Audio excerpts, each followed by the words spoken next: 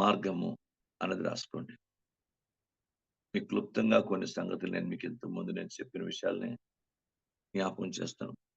అప్పుడు ఆ మార్గం అన్నది ఎంత మంచి సందేశం, ఎంత మంచి మరి వివరణ ఉంటుందన్నది మీరు గ్రహించగలుగుతారు. దేవుని గ్రంథంలో, బైబిల్ గ్రంథంలో పరిశీలిస్తే కొన్ని మార్గాలు దేవుడు వాక్యంలోంచి నేను కొన్ని సత్యాలు రాసుకున్నాను. ఆ మాటల్ని మీకు నేను తెలియచేస్తాను. దేవునికి స్తోత్రం కలుగునుగాక. బైబిల్ గ్రంథంలో దేవుని వాక్యం చెప్తుంది. ఇశ్రాయేలు నడిపిస్తున్నప్పుడు కీర్తనల గ్రంథంలో ఒక మాట చెప్తాడు. చూద్దాం. క్షమించండి, ఇర్మియా గ్రంథం తీయండి. ఇర్మియా గ్రంథము 31వ అధ్యాయంలో 9వ వచనం చదవండి. ఇర్మియా గ్రంథము వారు 31వ ఏడ్చుచు వచ్చెదరు. ఆ వారు ఏడ్చుచు వచ్చెదరు. వారు ఆ నన్ను ప్రార్థించుచుండగా నేను వారిని నడిపించుదును. ఆ వారు తొట్టిల్లకుండా చక్కగా పోవు బాటను, నీళ్ల కాలువల చక్కగా బాట అంటే మార్గం. చక్కగా పోవు బాటను నేను వారిని నడిపిస్తాను. నీళ్లు పారుతున్నటువంటి నీళ్ల కాలువల బాట గుండా వారిని నడిపిస్తాను. దేవునికి స్తోత్రం. ఎప్పుడు బైబిల్ గ్రంథంలో వారి జీవితంలో దైవ వాక్యంలో ఉన్న చక్కని మార్గం అంటే మరి కొంచెం లోపలికెళితే ఇక్కడ ఫలభరితమైంది. నీళ్లున్న చోట ఎప్పుడు కూడా ఫలభరితంగా ఉంటుంది. మరి అది చెట్టు గాని, మొక్క గాని ఏదైనా ప్రజలు. రెండవది చక్కని మార్గం అంటే తిన్న మార్గం. నరపుత్రుడా చక్కగా నిలబడు అంటాడు. నిలబడు అంటే తిన్నగా నిలబడు అంటే స్ట్రైట్. దాన్ని ఇంగ్లీష్‌లోనే తెలుగులో అనువాదం చేసుకుంటే యథార్థమైన అంటాడు. Praise the Lord. యథార్థమైన మార్గంలో దేవుడు నడిపిస్తాడు. ఎందుకంటే ఆయన మార్గములు యథార్థమైనవి. Praise the name of Jesus. కనుక మీరు కూడా నేర్చుకుందాం బైబిల్ గ్రంథంలో. తండ్రి చక్కని మార్గం అంటే నేను స్ట్రైట్ వే, యథార్థమైన మార్గం అని. చక్కని మార్గం అనగా ఫలభరితమైన ఎప్పుడూ నీళ్లు పారిన మార్గంలో చక్కని నీటి కాలువల యోరన నేను మిమ్మల్ని నడిపిస్తాను అని వాగ్దానం చేశాడు. దేవునికి స్తోత్రం. ఎందుకు ఎవరికి ఈ మాట చెప్పాడు? ఎవరు రీకన్సిలేట్ అవుతారు దాని అర్థం 31వ అధ్యాయాన్ని కొంచెం ఇర్మియా గ్రంథం మీరు చదివితే దాంట్లో స్పష్టంగా రాయబడింది. జాగ్రత్త మీరు గమనించాలి. Praise the Lord. నేను చాలా కాలం 3 నుంచి చాలా కాలం కిందట యెహోవా నాకు ప్రత్యక్షమై ఇట్లనెను, శాశ్వతమైన ప్రేమతో నిన్ను ప్రేమించున్నాను కనుక విడువక నీ ఎడల కృప చూపుచున్నాను. ఇశ్రాయేలు కనుక నీవు కట్టబడినట్టు నేను ఇక మీదట నిన్ను కట్టింతును. నీవు మరలా తంబురలను వాయింతువు, సంభ్రమపడు వారి నాట్యములో కలుస్తువు. నీవు షోమ్రోను కొండ మీద ద్రాక్షావళులను మళ్ళా నాటెదవు. నాటువారు నా వాటి ఫలమును అనుభవించెదరు. బైబిల్ గ్రంథంలోని. మళ్ళా ఎవరైతే దేవునితో సమాధాన పరచబడతారో, రికన్సిలేట్ చేయబడతారో, ఎవరైతే దేవునితో వారు చేరు చేయబడతారో, ఎవరైతే ప్రభు పాదాల దగ్గర తమ పరిస్థితులను, తమ పాపాన్ని, తమ బలహీనతను ఒప్పుకొని దేవునితో సమాధాన పడి ఆయన వాక్య సత్యంలో జీవించడానికి ఇష్టపడతారో వారి గురించి చెప్తున్నారు. వాళ్ళు ఏడుస్తూ వస్తారట. వాళ్ళు కన్నీటితో వస్తారు. ఆ కన్నీటిని బైబిల్ గ్రంథంలో, దైవ గ్రంథంలో అసలు వాళ్ళందరినీ నేను వారిని సమకూర్చి మహాసంఘముగా దీవిస్తాను. దీనత్వం కలిగి, కన్నీరు కలిగి, ప్రార్థన కలిగి ఎవరు దేవునితో దైవవాక్య సంబంధంగా వారు చేర్చబడతారు వాళ్ళకి చెప్పాడు, నేను చక్కని నీళ్ల బాటను, నీళ్ల కాలువల ప్రక్కనించి ఆ ఉన్నత స్థితులను మిమ్మల్ని నడిపిస్తాను అని దేవుడు వాగ్దానం చేశాడు. దేవునికి స్తోత్రం. ఎప్పుడు కూడా బైబిల్ గుర్తుపెట్టుకోండి. దీన మనస్సు, దైవ వాక్య ప్రార్థనా జీవితం, ఆత్మీయత ఇది దేవుని వాక్యానుసారం సరైన అండర్స్టాండింగ్. ఇవన్నీ కూడా దేవుని క్రైస్తవ జీవితంలో దైవిక ఆయువు పట్లవి సరైనటువంటి విషయాలు ఎప్పుడు ఉంటాయో అప్పుడు దేవునికి అనుకూలంగా మనం ఆయనలో, ఆయన వాక్యంలో, ఆయన చిత్తంలో మనం వర్ధిల్లగలం. దేవునికి స్తోత్రము కలుగును గాక. మొట్టమొదట చక్కని మార్గమున నేను మిమ్మల్ని నడిపిస్తాను అని వాగ్దానం చేశాడు. ఎవరు బాధల్లో, కష్టాలు, ఇబ్బందులు ఎవరు దేవుని తట్టు తిరిగి వారి బలహీనతను ఒప్పుకొని దేవుని సన్నిధిలో వారి పాపను ఒప్పుకొని విడిచిపెట్టి దేవునితో సమాధాన పడతాను వారికి ఈ మాటను అనువర్తింపచేయబడుతుంది. దేవునికి స్తోత్రం కలుగును గాక. దేవునికి మహిమ కలుగును గాక. బైబిల్ గ్రంథంలో మరోసారి సామెతల గ్రంథము 5వ అధ్యాయము 6వ వచనాన్ని చూద్దాం. సామెతల గ్రంథము 5వ అధ్యాయము 6వ వచనం. అది జీవ మార్గమును ఏమాత్రం విచారింపదు. Praise the Lord. బైబిల్ గ్రంథం చెప్తుంది యేసు ప్రభు వారి మార్గం అంటేనే జీవం. దేవుని గ్రంథం చెప్తుంది ఏంటంటే శిష్యులు ఆయన వెంబడించిన కారణంగా ఆ జీవం వాళ్ళలోని ఉట్టిపడుతుంది. ఆ శక్తి, ఆ ప్రభావం బాగా వాడి జీవితంలో పనిచేస్తుంది. ఎందుకు? ఆయన ఇది ఉన్నట్టు నిస్వార్థంగా, నిష్కపటంగా వాళ్ళు ఏది ఆశించకుండా వాళ్ళ జీవితాలు వెంబడించారు. ఒక్కసారి మాత్రం పేతురు అడుగుతాడు, ఎంత నిన్ను వెంబడిస్తున్నాం కదా, మాకేంటి ప్రయోజనం అంటే, అప్పుడు చెప్తాడు మాట దేవునికి వాక్యంలో, మీరు ర- యుగాంతం అంటే మొత్తం మీరు చనిపోయిన తర్వాత దేవుని రాజ్యం అనిపిస్తారు. ఇప్పుడు బతుకుంటుండగా చెప్తాడు కొన్ని శ్రమలు మీరు అనిపిస్తారని వాళ్ళతో చెప్తాడు. అవన్నీ కూడా బైబిల్ గ్రంథాలు ఉన్నాయి. మీకు అర్థమైందా? దేవుని గ్రంథాలు అంటే లేఖనాల్లో ఉన్నది ఏంటంటే నేర్చుకుందాం. జీవం అండి. మన సమస్తలు కూడా జీవం ఉట్టిపడాలి. Praise the lord. ఆలోచించండి. కొన్నిసార్లు మనం నవ్వుతున్న మన లోపల అంతరంగం బాధ ఉంటుంది. ఇంకా జీవం ఉండదు మన నవ్వులో. కొన్నిసార్లు మనం పాడుతున్న అంతరంగంలో బాధ ఉంటుంది. ఆ పాటలో జీవం ఉండదు. Praise the Lord. బైబిల్ గ్రంథంలో జాగ్రత్తగా మనం గమనిద్దాం. మనం స్తుతిస్తున్న ప్రియులరా కొన్నిసార్లు అంతరంగంలో అది మన స్థుతిలో, మన ఆరాధనలో, మన ప్రార్థనలో, మన పరిచర్లో, మన సమస్తలు కూడా జీవం ఉట్టిపడాలి. దేవుని స్తోత్రం. ఎక్కడ మరణము మనల్ని ఏలుబడి చేయకూడదు. ఎక్కడ ఏ మరణం మన కుటుంబ జీవితంలో, ఆత్మీయ జీవితంలో, ప్రార్థనా జీవితంలో, విశ్వాస జీవితంలో, దాంపత్య జీవితంలో, ఏ జీవితంలో, సేవా జీవితంలో, ఏ జీవితంలో కూడా మరణము ఏలుబడి చేయకూడదు. కంప్లీట్ గా దైవ వాక్యస్థాన జీవం, ఆత్మస్థాన జీవం, ప్రార్థన జీవం, దేవుని వాక్యస్థాన జీవం అని పూర్తిగా నేను పూర్తిగా అలుముకొని పూర్తిగా ఆవరించి ఉండాలి.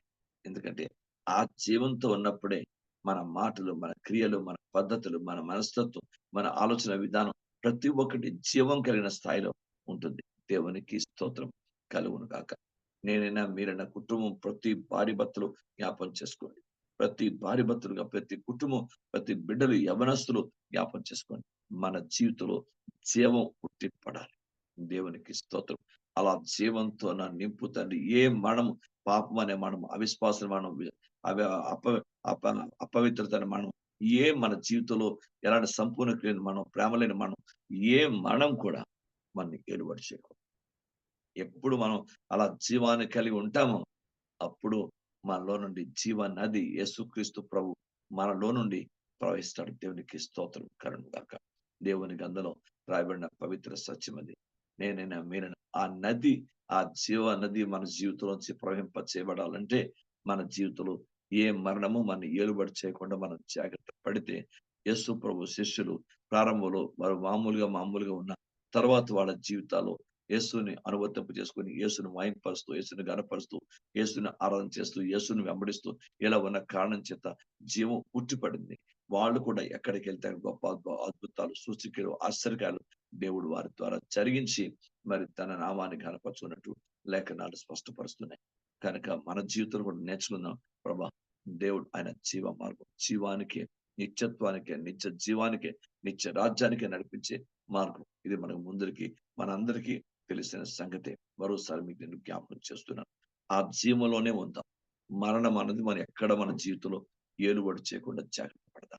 దేవునికి స్తోత్రం కలుగును గాక. బైబిల్ గ్రంథంలో లేఖనాలు చెప్తున్నాయి.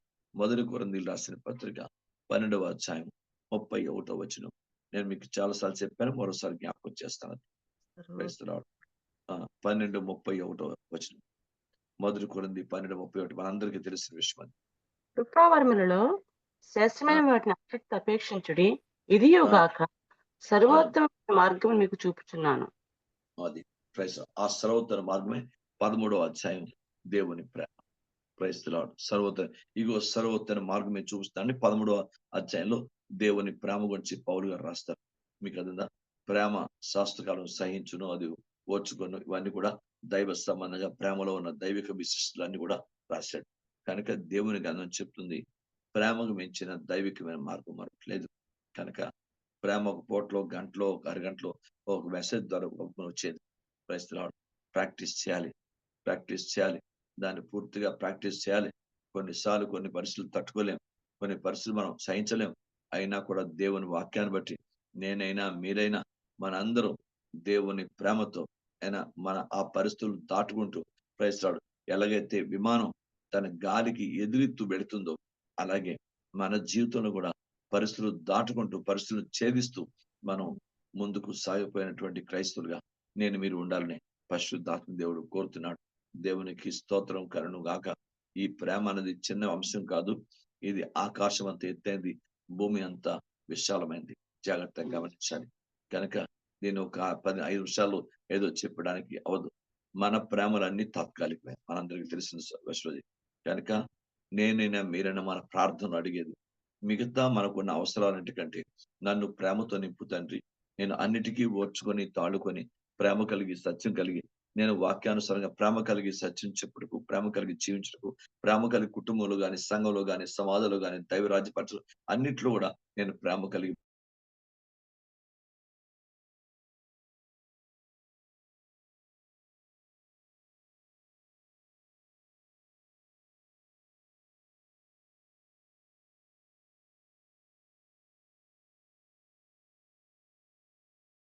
కలుగును గాక. కనుక మీరు కూడా ప్రేమ అనే బైబిల్ గ్రంథంలో చెప్తుంది. సర్వోత్తమైన మార్గం అంటాడు దీన్ని. చాలా ఉత్తమైన మార్గం. దేవుని స్తోత్రం కలుగును గాక. హల్లెలూయా. బైబిల్ గ్రంథంలో మరి మరియా యేసు ప్రభు దగ్గర పాదాల దగ్గర కూర్చొని ఆమె ఆ యేసు ప్రభుని యేసు ప్రభు వారు చెప్తున్న మాటలన్నీ వింటుంది. ప్రభువారు దానికి ఆమెకు తగినటువంటి కితాబు ఏమిచ్చినట్టే ఆమె ఉత్తమైంది ఏర్పరచుకుంది. Praise the Lord. ఉత్తమైంది. ఏంటంటే ఆ మాటలు ఆమె జీవితాన్ని ప్రేమ, అనురాగం, ఆప్యాయత, అభిషేకం, వాక్యస్థితి, విధేయత, విశ్వాసం, గొప్ప దైవిక స్థితికి నడిపించే మాటలవి. Praise the name. ఈ శారీరకమైనటువంటి రీతిలో ఈ యొక్క మార్త తడువులాడుతుంది కనుక బైబిల్ గ్రంథంలో దేవుని మార్తను విస్తారమైన పనుల్లోనే ఉన్నాం. Praise the Lord. విస్తారమైన పనుల్లోనే ఉన్నాం. కాదు, బైబిల్ గ్రంథంలో ఉంది. విస్తారమైన పంట నీకుంది. Praise Lord. విస్తారమైన జీవితం నీకుంది. కనుక ఇప్పుడు నువ్వు ఈ దైవిక స్థితిని ముఖ్యంగా ఇచ్చేసుకోవాలి.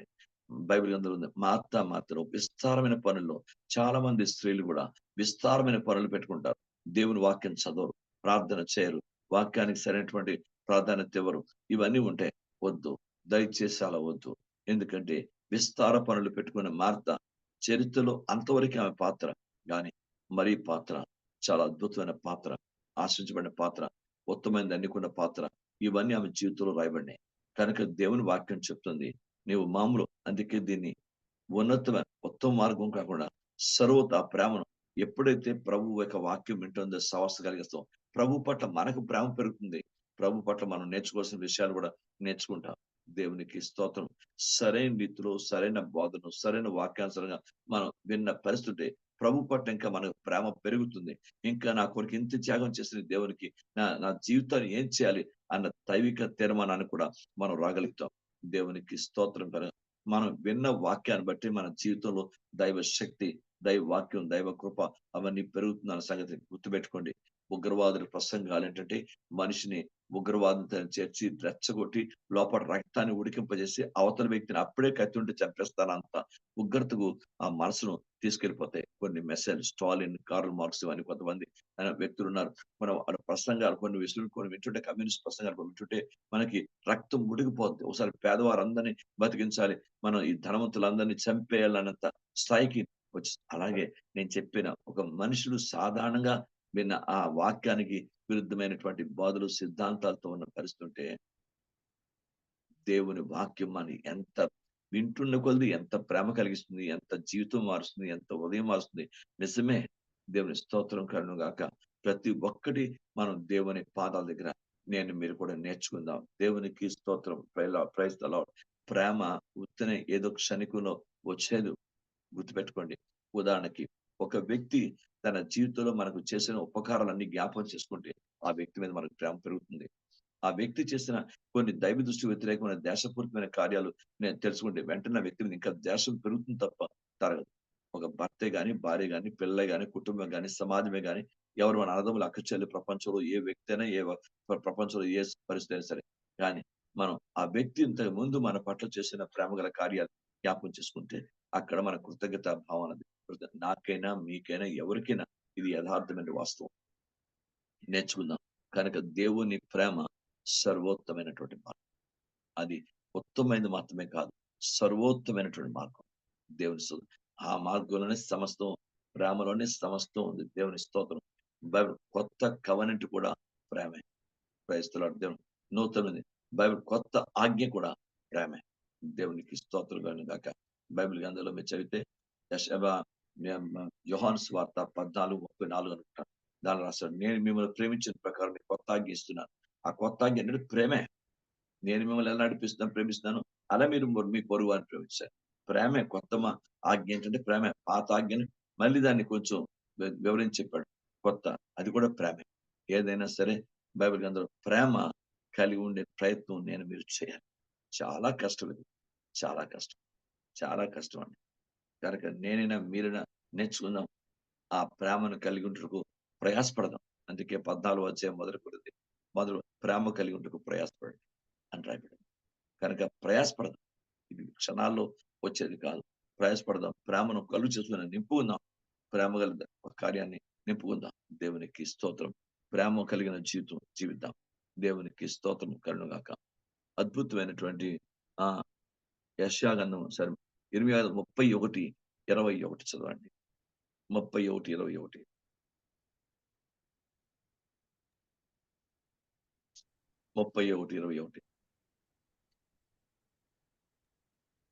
ఇశ్రాయేలు కుమారి, ఉమ్, సరిహద్దులను పాటించుము, ఉమ్. రావచూపు స్థలం నిలబెట్టుము. నీవు వెళ్ళిన రాజమార్గము తట్టు నీ మనసు నిలుపుకొనుము, తిరుగుము. Praise. రాజ్య మార్గము తట్టు నీవు తిరుగు. యేసు ప్రభువారి మార్గము రాజు. ఆయనే రాజు, రారాజు. ఆయన అనుసరిస్తున్న మార్గమే రాజమార్గం. బైబిల్ చెప్తుంది ప్రపంచ మార్గాలు అంటే అవి శారీరక సంబంధమైనటువంటి పరిస్థితి. యేసుక్రీస్తు మార్గం రాజమార్గం. ఈ రాయల్ వేలో మన జీవితాన్ని ధన్య చేసుకోవాలి. అంతేనండి. ఆ మార్గము తప్పకుండా రాజ్య మార్గము తట్టు కుమారి, రాజ్య మార్గము తట్టు తిరుగు. క్రైస్తవ అంటాడు కిందని, ఎందుకు ఇటు తిరుగులాడుతావు? ఇంకా తిరుగులాడద్దు. రాజ్య మార్గం వైపే ఉండు. రాజ్య మార్గంలో ఉండు. ఆ రాజుకున్న దైవిక స్థితి నీ జీవితంలో కూడా ఆశీర్వాదం, ఆ కృప అవన్నీ కూడా నీ జీవితంలో లభిస్తాయి. దేవుని స్తోత్రం. బైబిల్ మొద్దకై ఉన్నది ఉన్నట్టుగా రాజుని ఫాలో అయ్యాడు. రాజు ప్రాణాపాయస్థితిలో ఉన్నప్పుడు అతని సమాచారం అందించాడు. దాని ఫలితం, దాని ఆశీర్వాదం ఉత్తనే పోలేదు. అతని ప్రార్థన, అనేకుల ప్రార్థన, ఇవన్నీ కలిపి అతన్ని 127 సంస్థానాలకి ఆయన ప్రధానమంత్రిగా నిలబెట్టి. దేవునికి స్తోత్రం కలుగును గాక. బైబిల్ గ్రంథాన్ని పరిశీలించండి. దేవునికి స్తోత్రం. బైబిల్ గ్రంథం చెప్తుంది, దేవుని వాక్యంలో రాజ్య మార్గం, క్రిస్టియానిటీ ఇస్ ద రాయల్ వే. ప్రైసర్, అది మామూలు మార్గం కాదు. Christianity is the way of God, way to heaven. అది పరలోక మార్గం. అది దేవుని మార్గం. అది సత్య మార్గం. కనుక బైబిల్ గ్రంథం దేవునికి జీవ మార్గం. ఆ మార్గం సాధారణ కాదు. దేవుని స్తోత్రం కరుణ కాక. అంచేత దేవా, నా జీవితంలో రాజ్య మార్గంలోనే ఉండాలి. రాజరికమైనటువంటి మెంటాలిటీ, పీపుల్ మెంటాలిటీ, రాజరికమైన మెంటాలిటీ నాకు మీకు రావాలి. ప్రైజ్ ద నేమ్ ఆఫ్ సాధారణ మెంటాలిటీ కాదు. లోక సంబంధమైనటువంటి అన్య సంబంధమైన మెంటాలిటీ కాదు. మంది రాజరికమైన మెంటాలిటీ. దేవునికి స్తోత్రం. Praise the lord. బైబిల్ గ్రంథంలో ఆయన ఎంత ఆలోచించి జ్ఞానులు అతనికి ఆ బహుమానం తీసుకొస్తారు. దేవుని స్తోత్రం. ఎంత ఆలోచించారు. ఆయన రాజు అయితే ఏం చేయాలి మనం? దేవునికి స్తోత్రం కలుగును గాక. బైబిల్ గ్రంథం నేర్చుకొని, ప్రభువా నిజమే, రాజ్య మార్గాన్ని తొలగిపోకుండా అయ్యా, నేను వాక్యానుసారంగా కడ వరకు నేను రాజ్య మార్గంలో ఉండగలిగిన కృప దయచేయండి. నిత్యత్వం ప్రవేశించే వరకు ఆ రాజ్య మార్గాన్ని, నేను ఆ రాజరికాన్ని నేను అనుభవించగలిగిన కృప నాకు దయచేయమని మనం ప్రార్థన చేయాలి. దేవుని స్తోత్రం. రాజమార్గం అది. Glory to the name of Jesus Christ. Christianity అంది దేవుని యేసుక్రీస్తు మార్గం అంది రాజమార్గం, రాయల్. అలాంటి కృప నాకు దయచేయమని ప్రార్థన సంఘములు, సమాజంలో అన్నిట్లో కూడా దైవికమైన గౌరవం, కీర్తి ప్రతిష్టలు ఆపాదించి పెట్టేది ప్రభు యొక్క మార్గం. దేవునికి స్తోత్రం కలుగును గాక. Praise the name of Jesus. నేనైనా మీరైనా నేర్చుకుందాం. బైబిల్ గ్రంథం చెప్తుంది లేఖనంలో లూకాసు వార్త 1 అధ్యాయం 79వ వచనం చూడండి. లూకాసు వార్త 1 అధ్యాయం 79వ వచనం. మరియు ఓ శిశువా, నీవు సర్వోన్నతుని ప్రవక్తవనబడుదువు. మన దేవుని మహా వాత్సల్యమును బట్టి వారి పాపములు క్షమించుట వలన తన ప్రజలకు రక్షణ జ్ఞానం ఆయన అనుగ్రహించినట్లు ఆయన మార్గములను సిద్ధపరచుటకై నీవు ప్రభువునకు ముందుగా నడుతువు.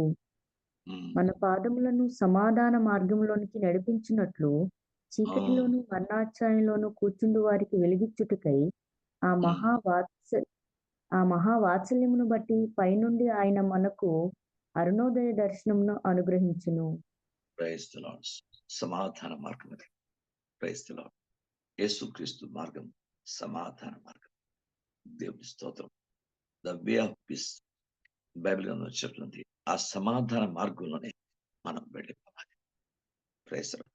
నన్ను మిమ్మల్ని కూడా దేవుడు, మన కుటుంబం కూడా, మన భార్య భర్తలు కూడా, మన సమస్త పిల్లలు కూడా, మన జీవితాలు కూడా వే ఆఫ్ పీస్, ఆ సమాధాన మార్గంలో వెళ్ళినప్పుడే సమాధాన రాజ్యానికి వెళ్తాం.